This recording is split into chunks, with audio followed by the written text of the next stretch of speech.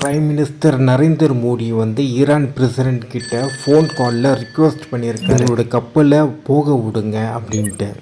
ஆனால் Iran president Strait of Hormuz அந்த இடத்து வழியாக இந்தியாவுடைய எந்த ஒரு கப்பலும் அனுமதிக்க முடியாதுன்னு அவர் சொல்லியிருக்காரு.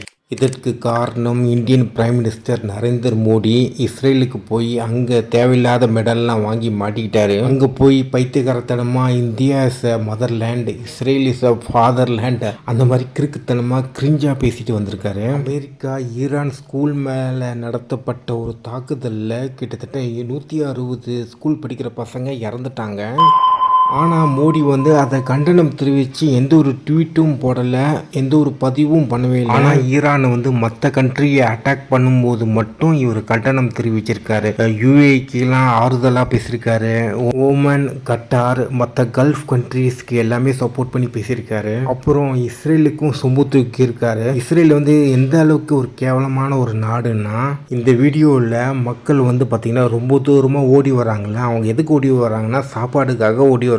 இவங்க எல்லாருமே பாலஸ்டைன், காசாவை சேர்ந்த ஒரு மக்கள். அவங்களுடைய வீடு, பொருளாதாரம் எல்லாமே குண்டு மூலமா அடிச்சு நொறுக்கி ஒண்ணுமே இல்லாம ஆக்கி, இப்படி சாப்பிட்றதுக்கு எதுவுமே இல்லாம ஏதோ ஒரு இடத்துல ஒரு சாப்பாடு இருக்கு, அது ஓடி வந்து எடுக்க பாக்குறாங்க. அது அவங்களையும் இஸ்ரேல்காரங்க ஷூட் பண்ணி கொலை பண்றாங்க. இந்த மாதிரி கேவலமான செயல் செஞ்ச ஒரு நாட்டுக்கிட்ட திடீர்னு ஒரு நட்பை உருவாக்கிட்டு நம்ம கிட்ட ரொம்ப வருஷமா நட்பா இருந்த ஒரு ஈரான் நாட்டுக்கிட்ட துரோகம் பண்ணி முதுகுல குத்தி இப்போ நம்மளுடைய ஃபாரின் ரிலேஷன்ஷிப்பே அப்படியே தலைகீழா இருக்கு. ஈரானுடைய இஸ்லாமிய கொள்கையில எந்த ஒரு உடன்பாடும் கிடையாது, அதுல எனக்கு சுத்தமாகவும் பிடிக்கல. ஆனா மோடி வந்து ஃபாரின் பாலிசியை டேமேஜ் பண்ணுதான். அதுதான் உண்மை உண்மை உண்மை.